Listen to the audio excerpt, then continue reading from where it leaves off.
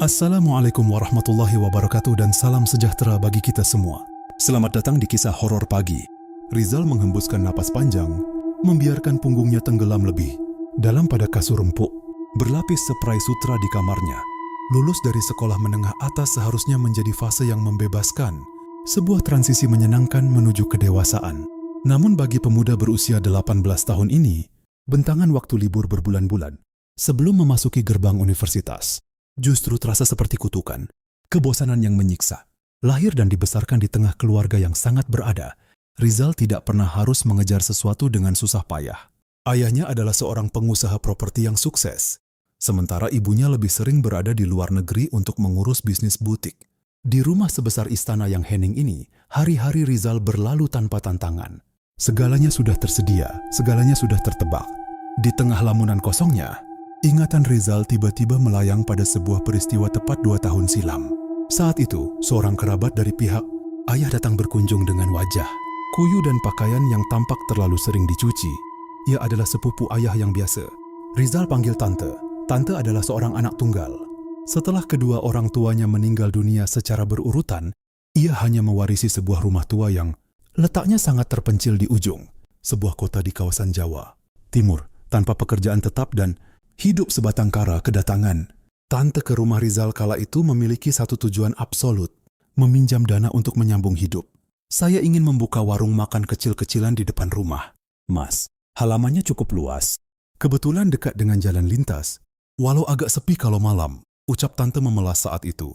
Ayah Rizal, yang pada dasarnya berhati lembut terhadap keluarga, tanpa ragu mencairkan sejumlah dana yang cukup besar.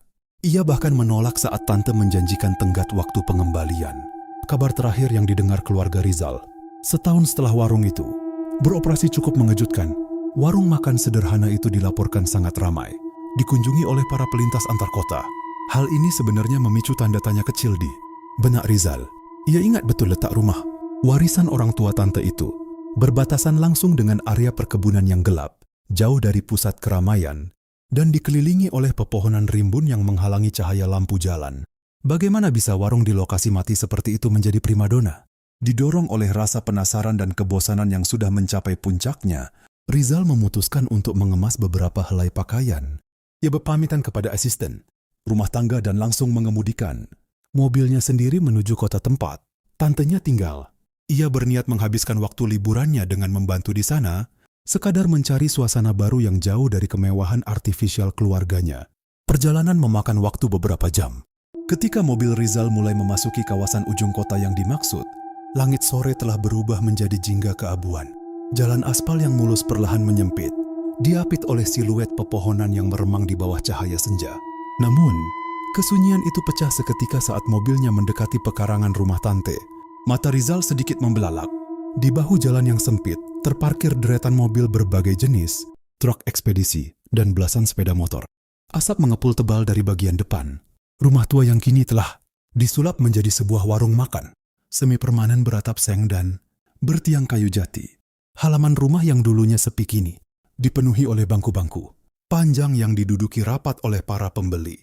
Tante menyambut kedatangan Rizal dengan pelukan hangat dan senyum lebar yang kontras dengan kantung matanya yang menghitam karena kurang tidur.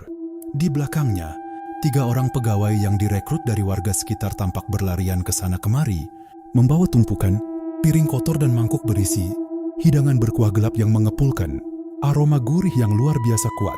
Ya ampun Rizal, kamu benar-benar datang? Tante, kira ayahmu cuma bercanda saat bilang kamu mau liburan di tempat kumuh begini. Sapa? Tante sambil buru-buru mengelap tangannya pada celemek yang basah. Rizal tersenyum tipis, matanya menyapu sekeliling warung. Bosan di rumah tante, sekalian mau belajar mandiri sebelum masuk kuliah. Boleh kan Rizal bantu-bantu di sini? Tentu saja boleh, tapi siap-siap capek ya. Soalnya warung ini tidak pernah sepi. Sejak jam makan siang sampai tengah malam nanti, tawa. Tante terdengar tulus. Namun Rizal bisa menangkap ada getar kegugupan yang aneh di baliknya. Maka hari itu juga Rizal resmi menjadi pelayan dadakan. Ia menanggalkan pakaian bermereknya, menggantinya dengan kaos oblong usang, dan mulai bekerja. Ia mencatat pesanan, menyajikan es teh manis, dan membersihkan meja yang lengket. Pekerjaan ini menguras tenaga, namun mata Rizal tidak pernah berhenti mengobservasi. Ada sebuah rahasia yang Rizal simpan rapat-rapat sejak masa kanak-kanak. Ia bukanlah pemuda biasa. Rizal terlahir dengan hijab mata batin yang terbuka, sebuah kepekaan absolut terhadap eksistensi makhluk halus. Dan di warung ini, kepekaan itu bagaikan alarm yang berteriak kencang tanpa henti. Pada hari ketiga ia bekerja, teka-teki kelarisan. Warung itu mulai terpecahkan. Dengan cara yang paling menjijikan, Rizal mulai menyadari keanehan pertama, aroma makanan. Saat ia berada di area pengunjung, hidung fisiknya mencium aroma sedap perpaduan kaldu daging sapi, lengkuas, dan bawang putih goreng yang menggugah selera. Namun saat ia melangkah mendekati dapur bagian dalam, indera astralnya menangkap bau yang sangat berbeda. Udara di sana dipenuhi oleh bau anyir darah segar yang memuakkan, bercampur dengan aroma tajam kapur barus dan tanah kuburan yang lembab. Keanehan kedua terletak pada para pelanggan. Jika diperhatikan lekat-lekat, cara mereka menyantap makanan tidak terlihat seperti orang kelaparan biasa. Ada binar kosong di mata mereka. Mulut mereka terus mengunyah dengan ritme mekanis, seakan-akan mereka dihipnotis. Untuk tidak bisa berhenti meraup, kuah dan daging hingga tetes terakhir, mengabaikan keringat yang membanjiri pelipis mereka. Puncak penemuan itu terjadi pada malam Jumat, ketika hujan turun dengan lebat, mengisolasi warung itu dari dunia luar dan memaksanya menjadi semacam dimensi tertutup yang sesak oleh manusia lapar. Rizal ditugaskan untuk mengambil stok piring bersih di bagian terdalam rumah tua tersebut, area yang dijadikan dapur kotor. Saat Rizal melangkah masuk ke ruangan yang hanya diterangi bohlam kuning temaram itu, suhu udara mendadak anjlok secara drastis. Embun tipis keluar dari mulutnya saat ia bernapas.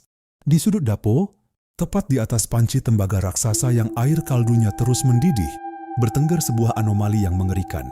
Sosok itu menjulang hingga hampir menyentuh langit-langit. Dapur yang menghitam oleh jelaga.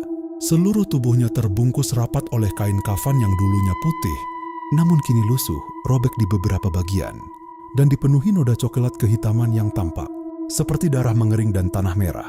Ikatan tali pocong di bagian atas kepalanya tampak melonggar. Dari balik kain yang menutupi wajah hancurnya, menetes cairan kental berwarna abu-abu kehijauan. Tetesan itu jatuh dengan irama yang konsisten. Tes, tes, tes, langsung meluncur dan bercampur ke dalam pusaran kuah kaldu daging yang mendidih di dalam panci. Itu adalah pocong. Lebih tepatnya, makhluk pesugihan peludah makanan.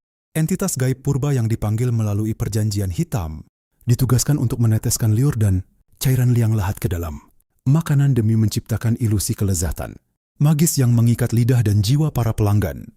Bagi orang normal, pemandangan ini adalah alasan yang cukup untuk berteriak histeris, kehilangan akal sehat, atau melarikan diri sejauh mungkin. Mereka mungkin akan langsung mengonfrontasi sang tante, menceramahinya tentang dosa besar dan azab neraka. Namun Rizal hanya mematung dalam diam. Jantungnya berdetak sedikit lebih cepat, namun itu bukan karena ketakutan, melainkan karena rasa takjub yang ganjil. Ekspresi wajah pemuda 18 tahun itu datar, sedingin balok es.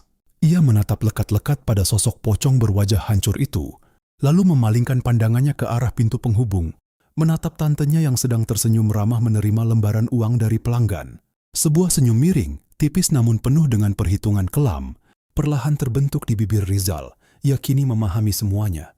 Tantenya yang terlihat tidak berdaya itu diam-diam telah membuat sebuah pakta dengan iblis demi mengentaskan diri dari jurang kemiskinan. Rizal memutar tubuhnya, mengambil tumpukan piring bersih dari rak dengan gerakan santai seolah entitas mematikan. Di sudut ruangan itu, hanyalah sebuah pajangan kuno. Otak cerdasnya berputar cepat. Ia sama sekali tidak peduli pada dosa yang ditanggung tantenya. Ia juga tidak memiliki niat untuk menghentikan praktik pesugihan menjijikan ini. Alih-alih merasa terancam, Rizal justru melihat sebuah peluang emas.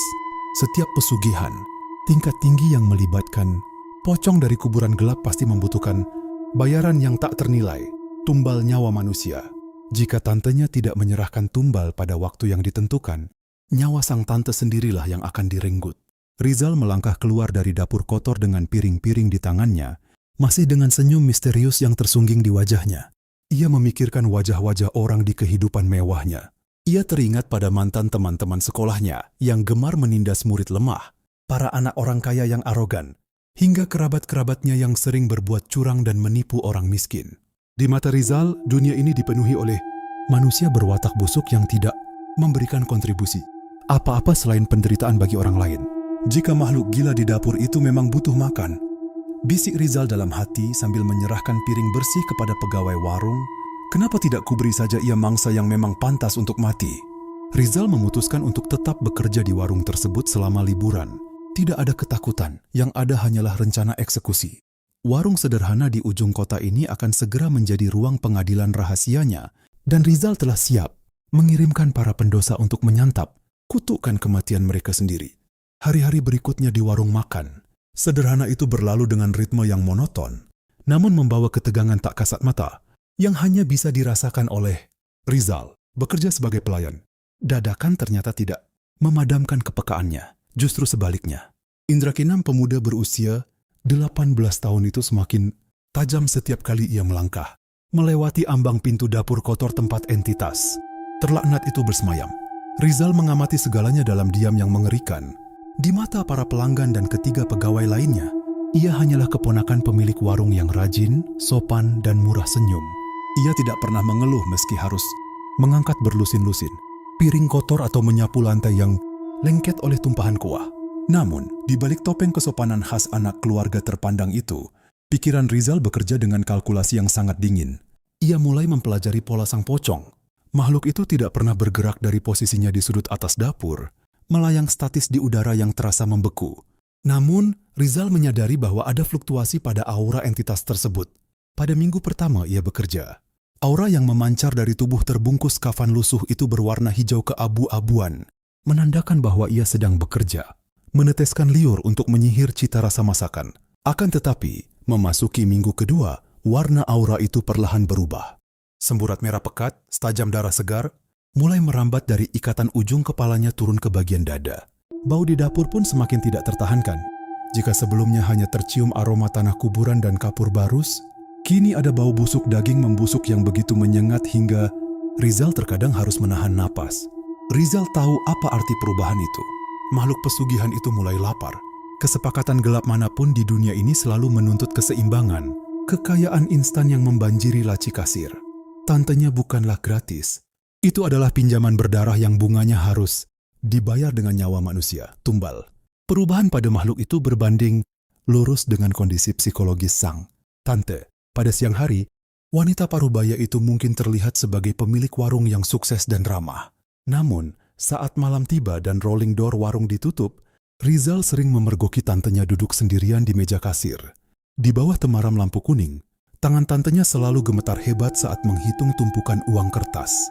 Matanya seringkali menatap kosong ke arah pintu dapur, dengan raut wajah yang memancarkan teror murni, seolah ia tengah menghitung hari menuju kematiannya sendiri. Tante jelas ketakutan. Ia telah masuk terlalu dalam ke sebuah sumur tak berdasar dan kini menyadari bahwa ia tidak memiliki pijakan untuk memanjat naik. Untuk memenuhi syarat pesugihan, sang pelaku biasanya harus menunjuk satu nama dari garis keturunan, pegawai, atau orang terdekat untuk diserahkan kepada sang entitas. Namun tante pada dasarnya adalah wanita, berhati rapuh yang hanya terdesak oleh jurang kemiskinan.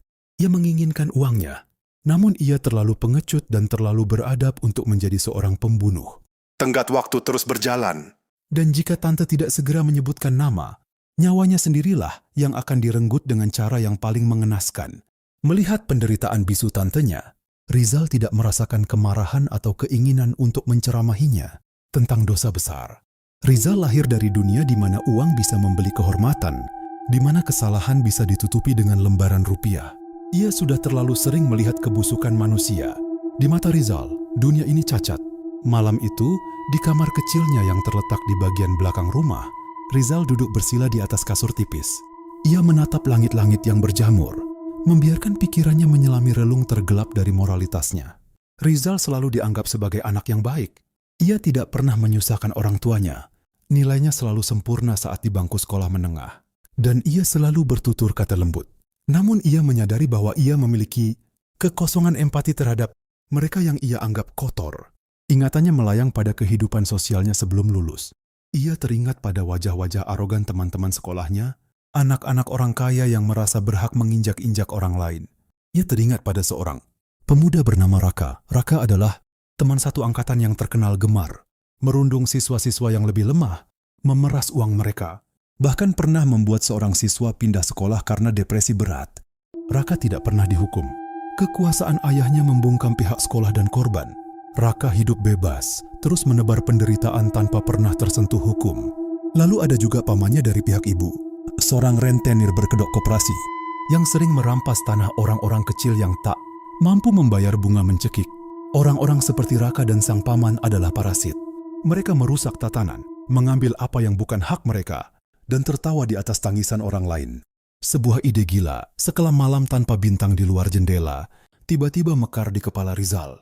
Ia menarik napas dalam-dalam, merasakan udara dingin yang merembes dari celah dinding kayunya. Jika monster di dapur itu menuntut nyawa untuk menyambung hidup tante, bisik Rizal pada kesunyian kamarnya. Suaranya sedatar permukaan danau yang membeku. Lalu mengapa tidak kuberikan saja nyawa mereka yang memang pantas untuk dilenyapkan?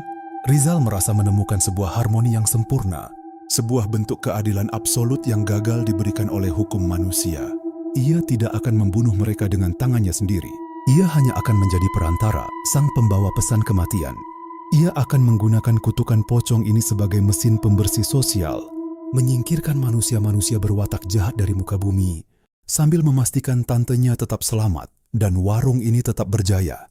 Di kepalanya ia bukan penjahat, ia adalah seorang hakim yang tak terlihat. Namun, untuk mengeksekusi rencana itu, Rizal harus memastikan bagaimana cara kerja penandaan tumbal tersebut. Ia menghabiskan 2 hari berikutnya dengan mengamati interaksi antara hidangan, pelanggan, dan aura di dapur.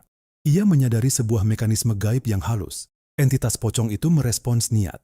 Jika sang pelaku pesugihan menghidangkan makanan dengan niat yang diikrarkan dalam hati untuk menumbalkan si pemakan, maka cairan gaib dalam kuah itu akan berubah menjadi belenggu spiritual yang menandai jiwa korban. Karena tante terlalu takut untuk meniatkan siapapun, kutukan itu mengambang tanpa tuan, perlahan berbalik mengancam si pemanggil. Rizal memutuskan bahwa ia yang akan mengambil alih kemudi dari kutukan ini. Karena ia sedarah dengan sang tante dan bekerja di bawah atap yang sama, energi spiritualnya cukup kuat untuk menjadi penyalur niat tersebut. Siang itu, di tengah jam istirahat saat warung sedang agak sepi, Rizal mengeluarkan ponsel lipat keluaran terbarunya dari saku celana.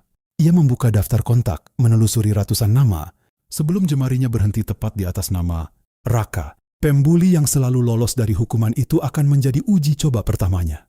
Dengan wajah tanpa ekspresi dan mata yang memancarkan ketenangan mematikan, Rizal menekan tombol panggil. Nada sambung berbunyi beberapa kali sebelum sebuah suara berat dan angkuh terdengar dari seberang. "Halo, tumben lo nelpon gue, Zal. Ada apa nih anak sultan?" Sapa Raka dengan nada meremehkan yang khas.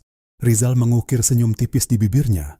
Senyum yang tidak akan pernah bisa dilihat oleh Raka. Suaranya terdengar begitu riang dan bersahabat saat ia membalas. "Hai Rak, sibuk nggak akhir pekan ini?" "Gue lagi jaga warung makan keluarga nih, di daerah pinggiran. Makanannya enak banget, lagi viral. Lu mau mampir nggak? Bawa teman-teman geng lo juga boleh. Gue yang traktir." "Hitung-hitung, syukuran kelulusan kita," ucap Rizal, dengan kelancaran seorang manipulator ulung. "Wah, serius lo traktir? Boleh banget. Gila aja gue nolak rezeki dari anak sultan. Kirim aja alamatnya. Sabtu sore gue sama anak-anak meluncur ke sana," balas Raka dengan semangat rakus yang sudah sangat ditebak oleh Rizal. "Oke, gue tunggu ya." "Hati-hati di jalan, Rak." Rizal menutup teleponnya dengan pelan. Ia menoleh ke arah dapur kotor. Lewat mata batinnya, ia bisa melihat sosok pocong berwajah hancur itu bergerak sedikit, seakan bereaksi terhadap niat kelam yang baru saja terpancar dari sang pemuda. Lendir abu-abu yang menetes dari rahang sang makhluk kini memiliki target baru. Undangan makan malam berdarah telah dikirimkan.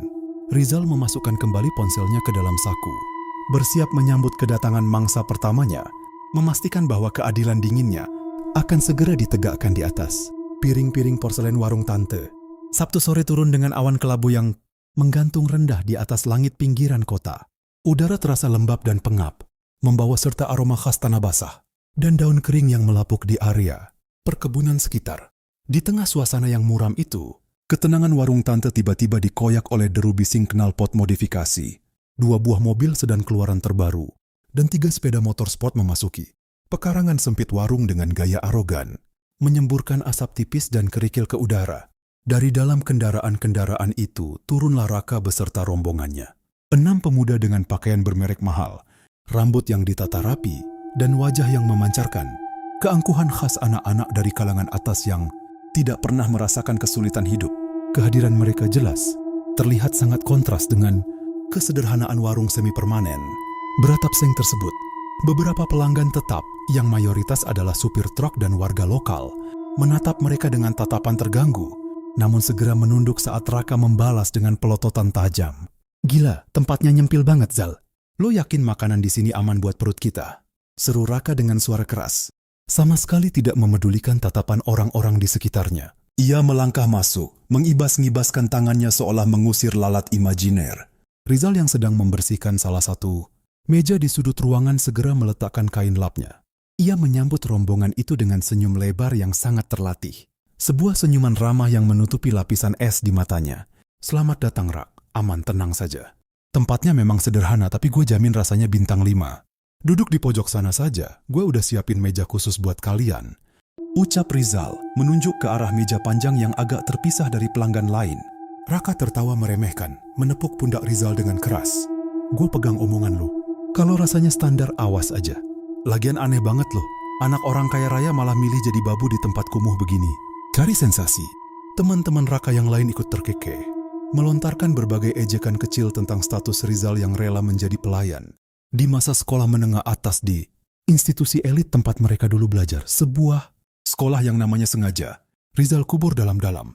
Dari ingatannya karena muak dengan sistemnya yang korup, Raka memang selalu menganggap dirinya sebagai raja.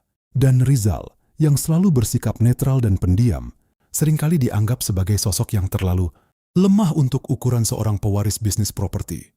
Anggap saja sedang belajar prihatin, jawab Rizal santai. Suaranya halus tak bernada marah sedikit pun. Kalian duduklah, gue ambilkan pesanan spesial. Daging sapi kuah rempah yang paling laku di sini. Es teh manisnya juga gue racik sendiri.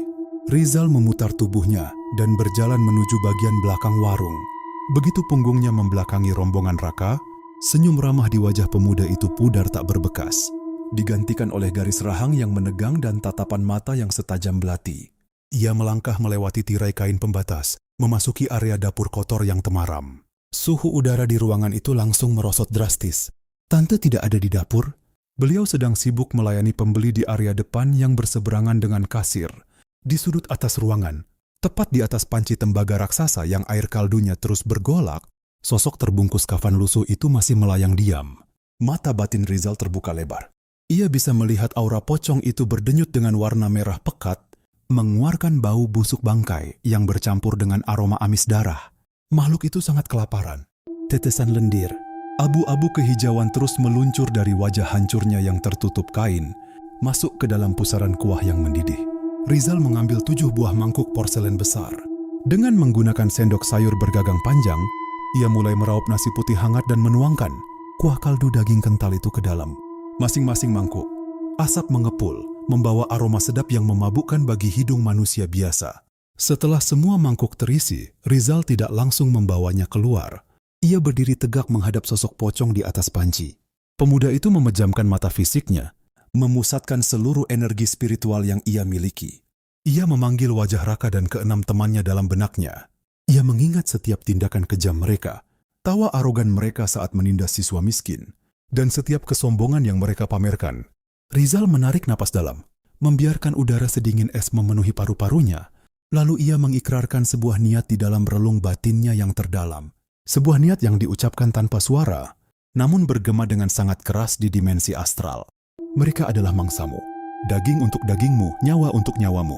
Aku mengikat jiwa mereka pada kutukan ini. Kenyanglah, dan biarkan wanita pemanggilmu itu bernapas lega. Seketika itu juga, atmosfer di dapur kotor berubah menjadi sangat berat. Rizal membuka matanya dan melihat pemandangan yang membuat bulu kuduknya meremang karena takjub. Sosok pocong itu bergerak. Tubuhnya yang terikat kaku sedikit mencondong ke bawah. Mata merah menyala yang tersembunyi di balik robekan. Kafan seakan menatap, langsung ke arah mangkuk-mangkuk. Di hadapan Rizal, lendir yang menetes dari wajah makhluk itu kini berubah warna. Tidak lagi abu-abu kehijauan, melainkan berubah menjadi cairan kental berwarna hitam pekat, seperti aspal cair. Cairan itu menetes cepat, tes, tes, tes, tepat mengenai kuah di dalam ke-7 mangkuk yang telah disiapkan Rizal. Ajaibnya, begitu menyentuh kuah, cairan hitam itu membaur dan menghilang tanpa jejak, tidak mengubah penampilan fisik maupun aroma hidangan tersebut. Namun di mata batin Rizal, setiap mangkuk kini diliputi oleh kabut tipis berwarna merah darah. Tanda telah diberikan. Belenggu spiritual telah dipasang. Rizal menyusun mangkuk-mangkuk itu ke atas nampan besar dengan gerakan tenang. Ia membawa nampan itu keluar, kembali ke area pengunjung yang bising. Begitu ia meletakkan hidangan itu di atas meja Raka, aroma rempah yang luar biasa kuat langsung menguar, membungkam segala obrolan dan tawa meremehkan dari rombongan pemuda itu. "Ini dia, spesial buat kalian," ucap Rizal. Mundur satu langkah untuk memberi ruang. Raka menatap mangkuk di depannya dengan mata sedikit melebar. Tanpa mengucapkan sepatah kata pun, ia meraih sendok dan menyeruput kuahnya. Pada detik pertama kuah itu menyentuh lidahnya, tubuh Raka menegang. Matanya membelalak tak percaya. "Gila," gumam Raka pelan. "Zal, ini enak banget bangsat. Gue seumur hidup makan di restoran mahal belum pernah nemu rasa segurih ini." Seolah diberi komando, teman-temannya yang lain segera menyerbu mangkuk mereka. Dan pemandangan mengerikan itu pun dimulai. Ketujuh pemuda yang biasanya menjaga gengsi saat makan kini berubah menjadi seperti kelaparan akut. Mereka makan dengan rakus, menyeruput kuah dengan suara keras, mengunyah daging hingga rahang mereka bergemeretak. Keringat sebesar biji jagung mulai bermunculan di dahi mereka. Namun mereka tidak berhenti. Kuah yang masih sangat panas itu seakan tidak membakar lidah mereka sama sekali. Rizal berdiri di sudut ruangan, kedua tangannya disilangkan di depan dada. Ia mengamati perubahan pada Raka dan teman-temannya. Lewat indera keenamnya, Rizal melihat kabut merah yang tadi mengambang di atas mangkuk perlahan-lahan, merayap naik, masuk melalui mulut mereka, lalu melilit bagian leher dan dada ketujuh pemuda itu. Itu adalah rantai gaib. Sebuah tanda kepemilikan yang mengikat jiwa mereka pada entitas maut di dapur. Tidak ada satupun dari ketujuh pemuda itu yang menyadari bahwa setiap suapan lezat yang mereka telan adalah racun spiritual yang akan mencabut nyawa mereka. Mereka dibutakan oleh ilusi duniawi yang diciptakan oleh kekuatan gelap. Tawa congkak yang mereka bawa saat datang telah sepenuhnya ditelan oleh kerakusan tak wajar. Setelah setengah jam berlalu, mangkuk-mangkuk itu bersih tanpa sisa. Bahkan nasi sebutir pun tidak ada yang tertinggal. Raka menyandarkan punggungnya ke kursi dengan napas terengah-engah. Wajahnya memerah karena kekenyangan yang tidak wajar. "Gila Zal, lo benar. Ini makanan dewa. Perut gue sampai mau meledak rasanya. Tapi di mulut kayak masih pengen ngunyah," kekeh Raka sambil mengelus perutnya. Matanya terlihat sedikit sayu dan kosong. "Baguslah kalau kalian suka.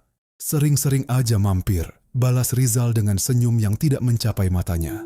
Saat rombongan Raka akhirnya berdiri untuk pamit, menyeret langkah mereka yang tiba-tiba terasa berat menuju mobil dan motor, Rizal memandangi punggung mereka dengan kepuasan yang dingin.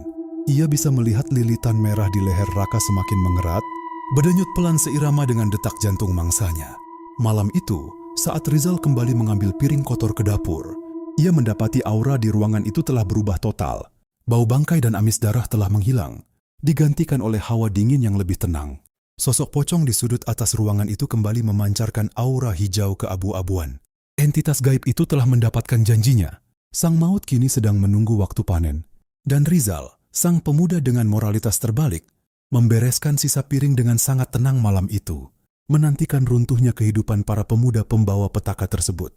Jarum jam dinding tua di sudut ruang makan menunjuk tepat ke angka 12 malam.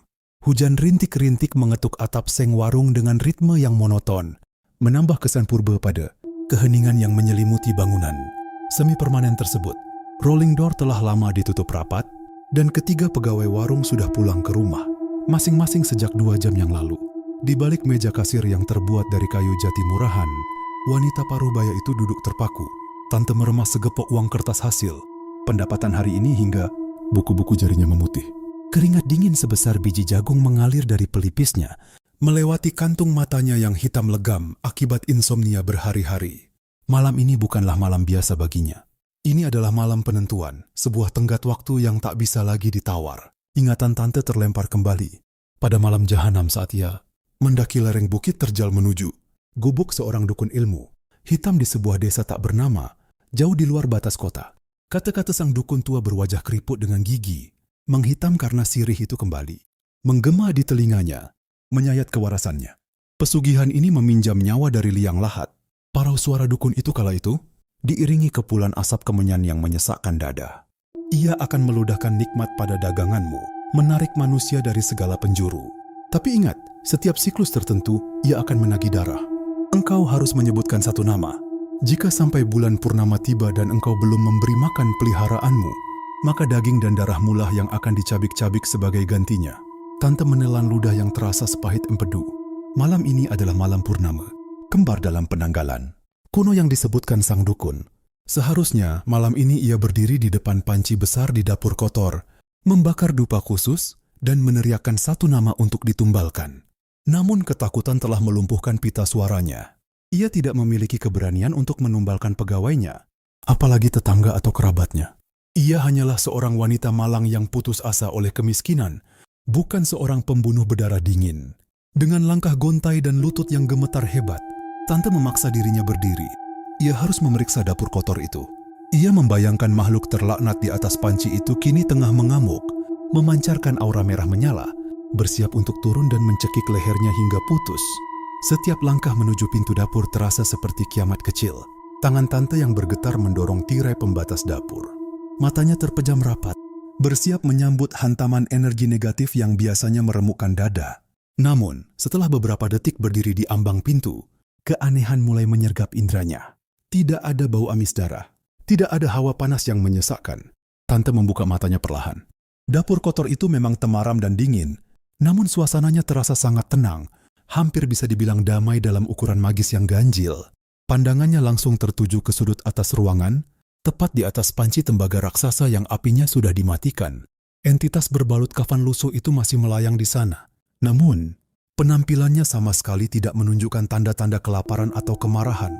Lewat pandangan spiritual yang dibukakan oleh sang dukun saat ritual perjanjian, tante bisa melihat aura makhluk itu. Bukannya merah pekat yang menandakan murka, aura pocong itu justru berpendar hijau keabu-abuan yang sangat pekat dan stabil. Lebih dari itu, sosok itu tampak lebih berisi dari biasanya. Ikatan tali di atas kepalanya sedikit menegak, dan posturnya tidak lagi membungkuk seolah menahan lapar. Makhluk itu memancarkan aura kepuasan yang luar biasa kental. Ia kenyang, sangat kenyang. Mulut tante terbuka setengah, napasnya tercekat di tenggorokan. Bagaimana mungkin? Bisiknya parau pada dirinya sendiri. Suaranya bergetar karena kebingungan yang teramat sangat. Aku belum menyebutkan satu nama pun. Aku sama sekali belum merapal mantra tumbal itu. Ia berjalan mendekati panci dengan ragu. Kuah kaldu sisa hari ini terlihat tenang, namun sisa-sisa energi magis di sekitarnya terasa sangat kuat, jauh lebih kuat dari bulan-bulan sebelumnya. Dukun itu jelas mengatakan bahwa makhluk ini tidak bisa mencari mangsa sendiri tanpa diarahkan oleh sang tuan. Lalu, siapa yang memberinya makan?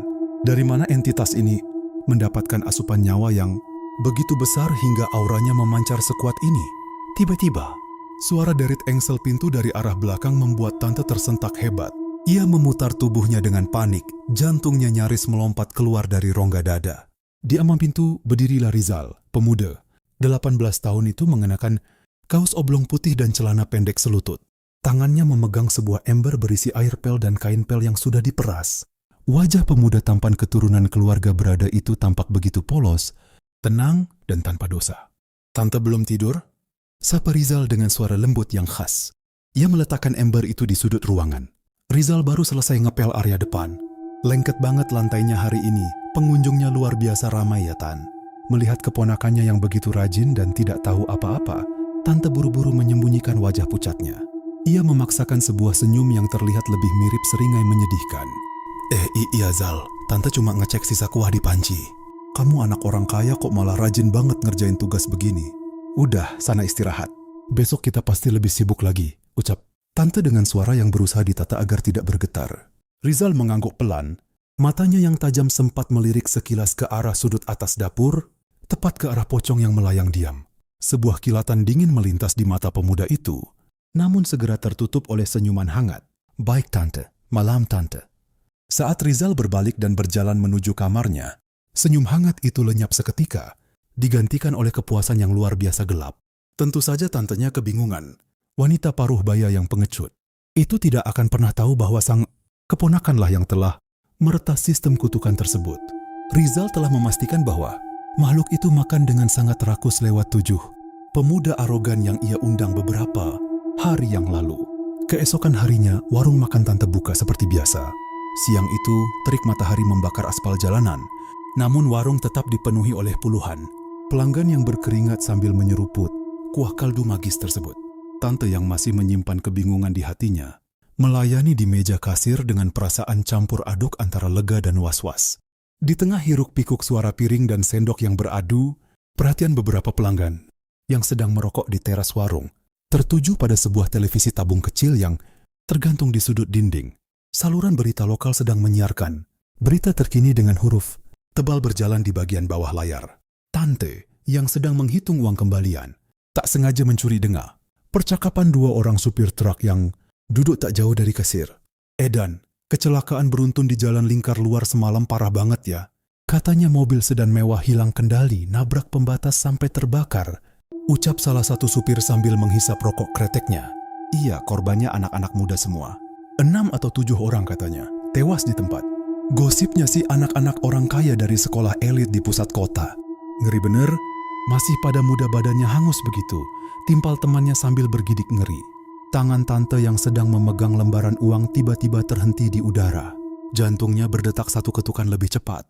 Ia menatap layar televisi yang menampilkan bangkai mobil yang hangus terbakar. Entah mengapa, ada perasaan dingin yang tiba-tiba merayap naik ke tengkuknya. Kecelakaan tragis. 7 nyawa melayang sekaligus. Tepat 1 hari setelah tenggat waktu pesugihannya, dan bertepatan dengan saat makhluk di dapurnya memancarkan aura kenyang yang luar biasa. Apakah ini kebetulan? Tante berusaha menepis pikiran gila itu. Tidak mungkin. Ia tidak mengenal anak-anak muda itu. Ia tidak pernah menyebutkan nama mereka. Pesugihan ini tidak mungkin melompat secara acak mencari mangsa sejauh itu. Dari sudut warung, Rizal sedang mengangkat tumpukan piring kotor. Ia berhenti sejenak, melirik ke arah layar televisi, lalu beralih menatap wajah pucat tantenya. Pemuda tampan berbaju usang itu tersenyum simpul, sebuah senyuman tipis yang menyembunyikan iblis di dalamnya. Tumbal telah diterima. Mesin pembersih sosialnya bekerja dengan sangat sempurna, dan pertunjukan baru saja dimulai. Masa liburan panjang yang membosankan itu akhirnya mendekati garis akhir. Angin muson yang membawa sisa-sisa hujan mulai bergeser, menyapu langit di atas kawasan ujung kota menjadi lebih cerah dan terbuka. Seiring dengan pergantian cuaca, transformasi luar biasa juga terjadi pada bangunan tempat Rizal menghabiskan waktu berbulan-bulan terakhir. Warung makan sederhana yang dulu beratap seng berkarat dan berdinding kayu lapuk, itu kini tengah bersolek. Pekerja bangunan tampak sibuk memperluas area makan, memasang lantai keramik putih yang mengkilap, dan mendirikan pilar-pilar beton yang kokoh. Kapasitas pengunjung dilipat gandakan, namun antrean kendaraan yang parkir di bahu jalan raya tetap saja mengular panjang. Warung tanpa pelang nama megah ini telah bermetamorfosis menjadi sebuah legenda kuliner di daerah tersebut, sebuah titik henti wajib bagi siapapun yang melintas di jalur timur Pulau Jawa. Namun, transformasi paling mencolok justru terjadi pada diri sang pemilik warung. Tante tidak lagi memiliki kantung mata hitam yang menggantung atau bahu yang melengkung karena teror tak kasat mata. Wajah wanita paruh baya itu kini memancarkan rona kemerahan yang sehat. Senyumnya lepas tanpa beban, tawanya menggema di sela-sela denting piring porselen. Gelang emas tebal kini melingkar di pergelangan tangannya, sebuah simbol status baru yang ia rengkuh dengan penuh rasa syukur. Tante benar-benar percaya bahwa badai telah berlalu. Ia tidak pernah tahu bagaimana atau mengapa. Namun sejak malam purnama kembar beberapa bulan yang lalu, teror yang mencekik batinnya menguap begitu saja. Ia mengira bahwa mungkin, hanya mungkin, makhluk pesugihannya itu telah menerima sebuah kebetulan alamiah atau dukun yang mengikat. Perjanjian itu telah melakukan sebuah kekeliruan yang menguntungkannya. Tante memilih untuk tidak banyak bertanya. Ia menutup mata rapat-rapat terhadap teka-teki itu dan memilih menikmati limpahan kekayaan yang terus mengalir masuk ke laci kasirnya. Ia hidup bahagia, merasa terselamatkan dari kutukan yang dulu ia panggil sendiri. Tentu saja ia sama sekali tidak menyadari bahwa keselamatan nyawanya dibeli dengan serangkaian kecelakaan tragis yang menghiasi halaman berita lokal selama beberapa bulan terakhir. Di dalam kamar kecilnya di bagian belakang rumah, Rizal melipat pakaian bermereknya dengan gerakan yang sangat rapi dan metodis. Kaos oblong usang dan celana pendek pudar yang selama ini ia kenakan telah ia buang ke tempat sampah. Ia kembali mengenakan kemeja berbahan sutra ringan dan celana bahan yang dijahit khusus, mengembalikan aura eksklusif seorang pewaris bisnis properti berskala nasional. Sambil mengancingkan lengan kemejanya, Rizal tersenyum tipis. Pikirannya melayang pada mahakarya kelam yang telah ia ciptakan selama liburan ini. Raka dan keenam temannya yang arogan hanyalah hidangan pembuka. Setelah insiden kecelakaan mobil yang merenggut nyawa para perundung itu, Rizal mulai bergerak lebih sistematis. Ia ingat bagaimana ia mengemas sepanci kecil kaldu daging dan membawanya pulang ke kota, asalnya saat akhir pekan. Berpura-pura memberikan buah tangan untuk pamannya sang rentenir lintah darat yang gemar merampas tanah rakyat kecil. Paman yang tamak itu melahap habis hidangan tersebut. 3 hari kemudian, pria paruh baya yang terkenal kejam itu ditemukan tewas di kamar mandinya sendiri dengan diagnosis resmi serangan jantung mendadak akibat komplikasi tekanan darah tinggi. Ada juga seorang kenalan ayahnya, seorang kontraktor licik yang sering menipu spesifikasi bangunan hingga menyebabkan rubuhnya sebuah fasilitas umum. Rizal mengundangnya mampir ke warung saat pria itu kebetulan sedang melakukan survei proyek di daerah tersebut. Sang kontraktor tewas minggu depannya karena keracunan makanan yang menurut pihak berwenang didapatnya dari sebuah restoran hidangan laut di kota lain. Kematian demi kematian wajar menimpa manusia-manusia berwatak parasit itu.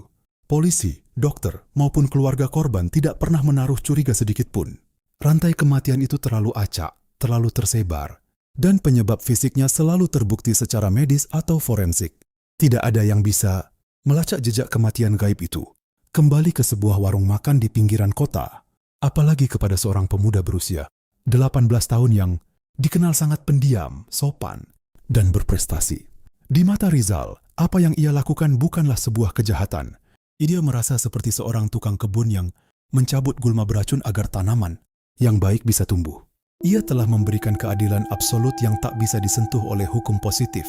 Dan sebagai bonusnya, mesin pembunuh tak kasat mata itu kini menjadi stabil.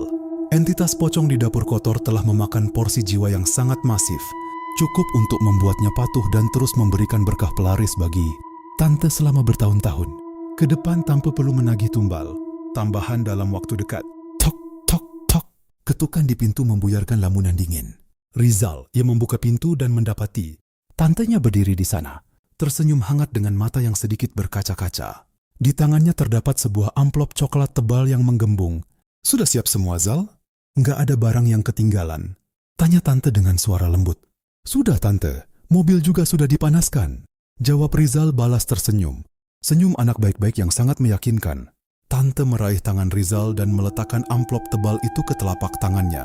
"Ini ada sedikit uang saku dari tante buat persiapan masuk kuliah. Jangan ditolak, ya. Anggap saja ini gaji kamu selama bantu-bantu di sini.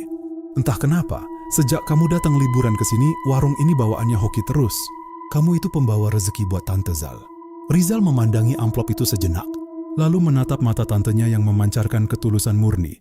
Jika saja wanita ini tahu bahwa tangan yang sedang ia genggam adalah tangan yang telah mengarahkan maut kepada belasan orang, senyum itu pasti akan berubah menjadi jeritan ngeri. Namun Rizal hanya mengangguk pelan. "Terima kasih banyak, Tante. Rizal doakan warungnya makin sukses. Dan Tante sehat selalu," ucapnya tenang. Setelah berpamitan dengan para pegawai yang sedang sibuk melayani pelanggan, Rizal berjalan menuju mobil sedan mewahnya yang terparkir di halaman. Sebelum membuka pintu mobil, pemuda itu menoleh untuk terakhir kalinya ke arah bangunan utama warung, menatap tajam ke sudut atap yang menaungi dapur kotor. Lewat mata batinnya yang tak pernah tertutup, Rizal bisa melihat menembus dinding beton yang baru dibangun. Di sudut ruangan itu, entitas berbalut kafan lusuh tersebut melayang diam. Aura makhluk itu kini berpendar hijau stabil yang sangat terang, memancarkan ketaatan penuh. Untuk sejenak Rizal merasa makhluk berwajah hancur itu menundukkan kepalanya sedikit ke arahnya, sebuah gestur pengakuan. Diam-diam antara sesama monster, Rizal tersenyum tipis. Ia masuk ke dalam mobilnya, menghidupkan mesin yang menderu halus, dan perlahan memutar setir meninggalkan pekarangan warung. Pemuda itu mengemudi menjauh dari ujung kota yang menyimpan misteri tersebut, kembali ke pangkuan kehidupannya yang gemerlap dan sempurna. Ia akan memulai lembaran baru sebagai mahasiswa, berbau dengan masyarakat elit, dan hidup layaknya manusia normal pada umumnya. Rahasia kelam tentang warung pelaris, pesugihan pocong, dan peran gila yang ia mainkan sebagai sang algojo spiritual akan terkubur rapat selamanya di dasar jiwanya yang mati rasa. Di belakangnya, warung makan tante berdiri semakin megah, terus mengepulkan asap sedap yang mengundang ribuan lidah untuk mencicipi kelezatan duniawi, menyembunyikan sebuah rahasia berdarah di balik setiap tetes kuah yang dihidangkan. Sebuah kisah di mana yang jahat tidak selalu bertaring, dan yang selamat tidak pernah tahu bahwa mereka tengah menari di atas pusara orang lain. Tamat. Terima kasih sudah mendengarkan kisah ini.